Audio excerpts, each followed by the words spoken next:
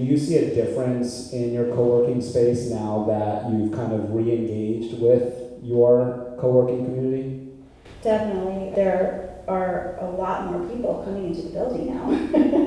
I feel like it's just been, there's a vibrancy, there's like life is being breathed back into Epic, and I think that's part of it. You know, it still takes time. Like with Gita, sometimes I'll be in the office for a half an hour, and I come in and like, did you check the email? Did you do this? Did that? And then 20 minutes later, I'm like, how was your weekend? How are you?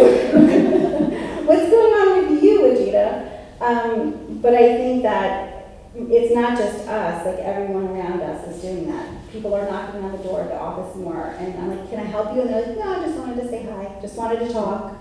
So it's definitely just changing the energy of the whole building.